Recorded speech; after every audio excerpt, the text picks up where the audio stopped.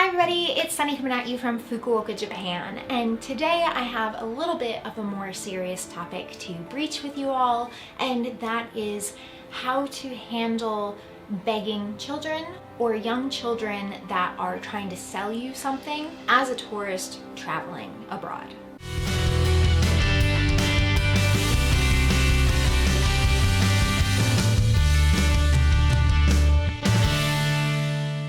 The first time that a girl walked up to me, it was during that time when she should have been in school, and I didn't know how to handle the situation, and I don't think I helped anything in the way that I responded.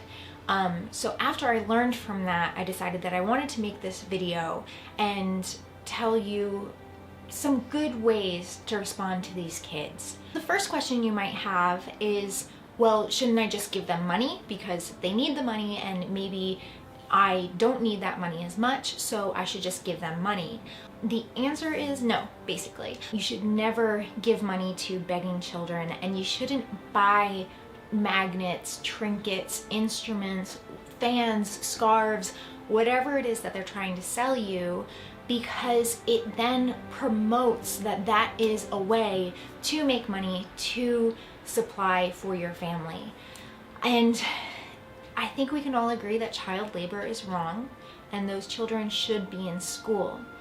In Cambodia, I was talking to some people about it, and they said that their tour guides told them that children in Cambodia are only in school from 7 a.m. to 11 a.m. So after that, you can buy from them and it's perfectly fine because they're going to school in the mornings and you're not keeping them out of school.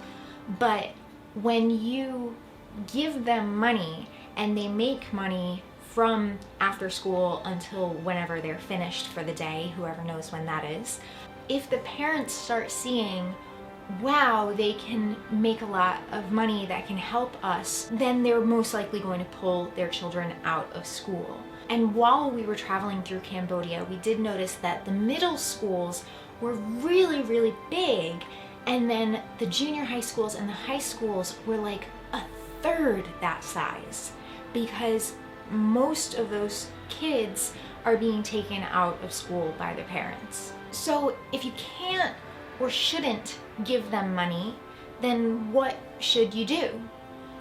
Well, the first time that we saw children begging was in Cambodia, and we were at Angkor Wat. As soon as we got to Angkor Wat and the sun just started to rise and you could just start seeing your surroundings, all of a sudden there's these children. One girl looked to be about 5 years old to me, with trays of souvenirs and a little thing around their neck so that they can hold it, and they're just walking up to everyone and they're going like this, and maybe there's a little sign that says the prices, or maybe they know enough English just to say, you know, one for $1, and then when you say no, they say, okay, 2 for $1. They might be able to know that, or they might know actually a lot more of English, depending on when their parents took them out of school. This girl, I think she was like 8 years old, she came up to me, and it's like so early in the morning when she should be in school or getting ready for school, and I just looked at her and I shook my head no to buying something from her, because I knew that wouldn't really help her in the long run, and I would be doing more harm than good by giving her that money. So I wasn't allowing myself to do that, even though it was really difficult, because when I see a kid, I just want to help them and I want to make them happy, and it's impossible to explain to them why I couldn't give them money. And oh man, it was really emotional for me.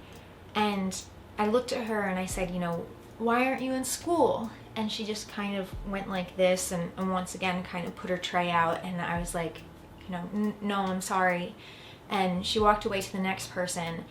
And I was watching how people were responding to these children. And most of the people were ignoring them. And unfortunately, that is some of the advice that I had received, is to just ignore the kids and they won't pester you to buy from them and they'll just move on to the next person. But They're kids.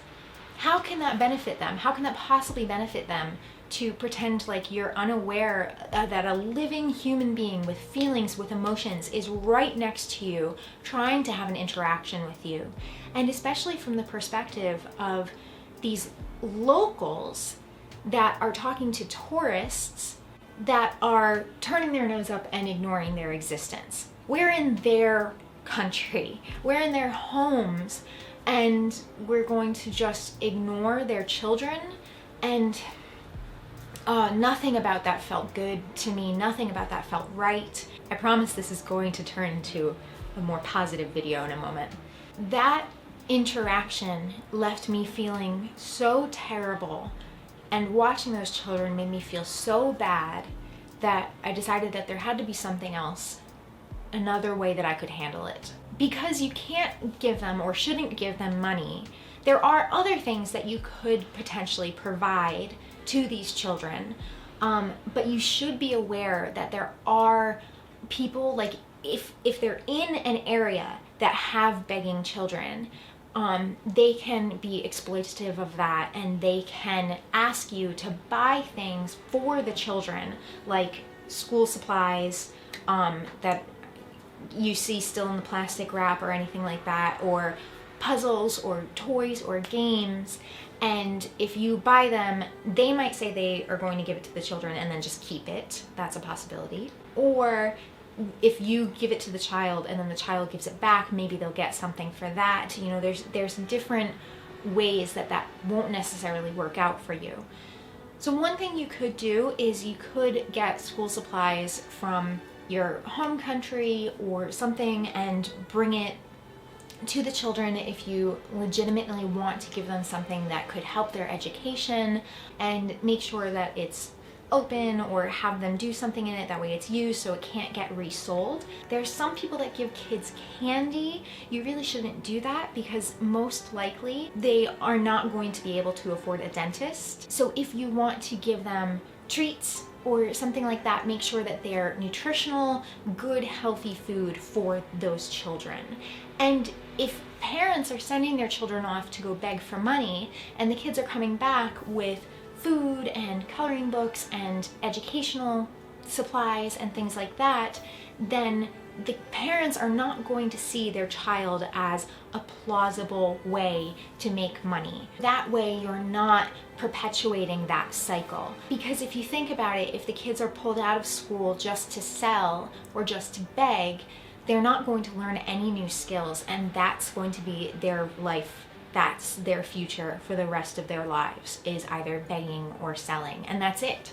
There's no way for them to move up from there. The technique that Joe and I ended up doing towards the end of our stay at Angkor Wat, I don't know what made me think to do it or why I started it, but basically I saw this child, and the first two girls that I saw were visibly distressed and just so sad looking. It broke my heart, and I didn't have that response to them like I did later on in the day. I saw some kids and they came up to us and they had this energy about them that as a teacher with my own students I just kind of responded to as like a gut reaction. And they spoke a little bit of English, so they came up to us and they said, you know, do you want to buy this for $1 or whatever? And I said, no thank you, you know, trying to be very polite. I said, no thank you, what's your name? And they would tell me their name, and then they would immediately say, okay, what about 2 for $1? And I'd say, oh, no thank you, how old are you? And then they would answer that if they're capable of answering that, and then once again try to sell me something else. And they would eventually realize that I'm not going to buy anything from them.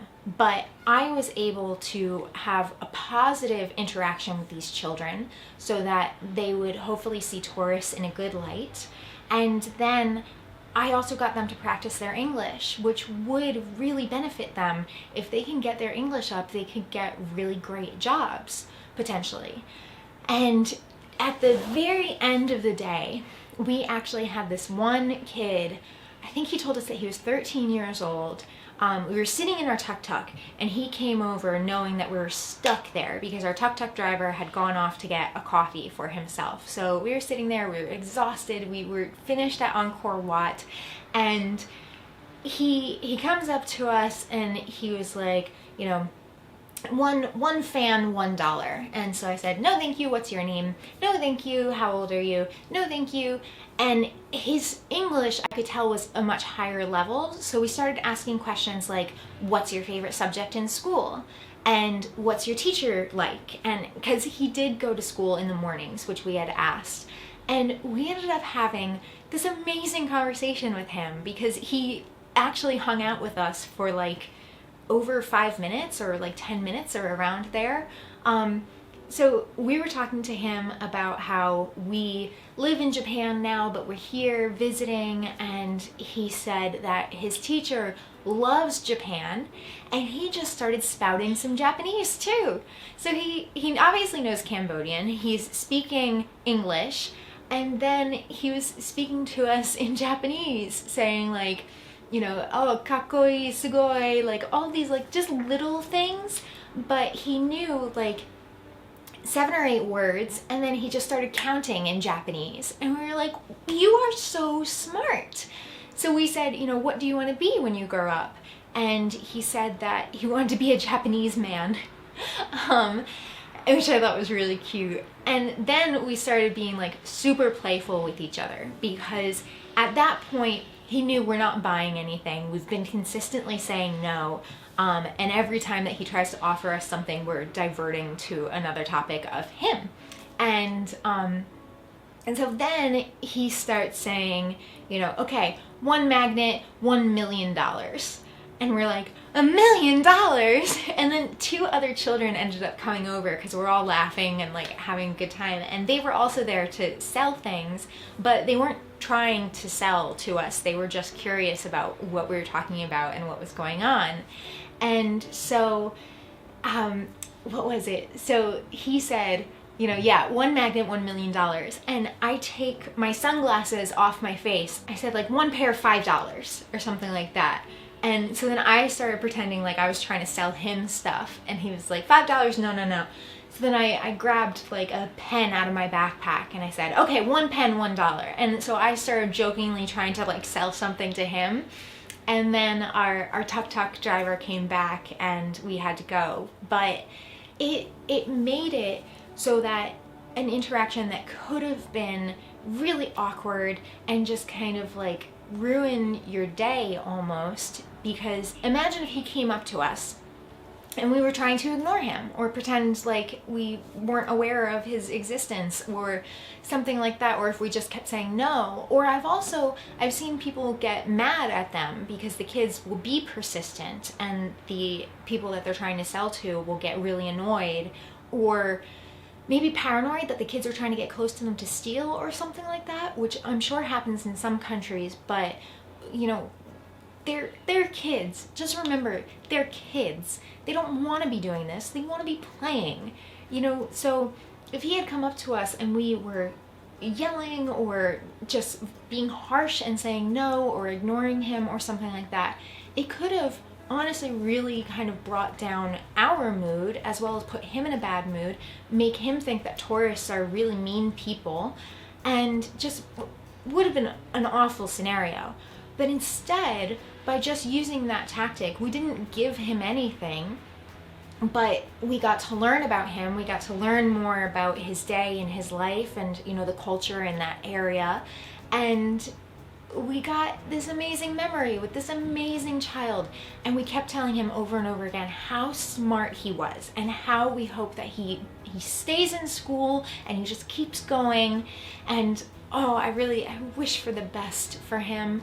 And like those kids, Cambodian children, they were just wonderful. They were wonderful. They had the biggest smiles, and I can't say it enough. Like I was looking around and I was like, what if we taught English here? You know, because I would love to help them more and to be able to help them more. And speaking of that, don't volunteer at orphanages in Cambodia or schools in Cambodia.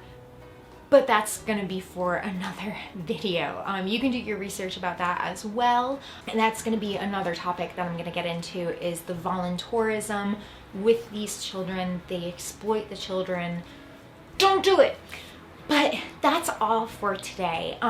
Please let me know what you think of this. If you have your own strategy, a positive way to handle talking to these children, having interactions with these children, comment below. Let me know if you have any stories or anything like that. I would love to hear from you about them. Thank you so much for watching. I really hope you enjoyed this video, and I hope that you found this helpful as well. And I'd also like to take a moment to thank my patrons on Patreon. Because of their amazing support, I'm able to make videos like this for you guys. And they actually voted towards having this video come out when it did, because they were excited to hear what I had to say about this topic. So if you want to join them on Patreon, you can find that link below and help support me. But yeah, thank you so much to Fine Ass Amy Fresh, Jesta, Kaz Avery, Stephen Gardner, Fewgrain42, and last but not least, David Smith. Thank you so much for watching. Like this video if you haven't already. Subscribe to see more like this. Thank you again, and I'll see you next time. Bye!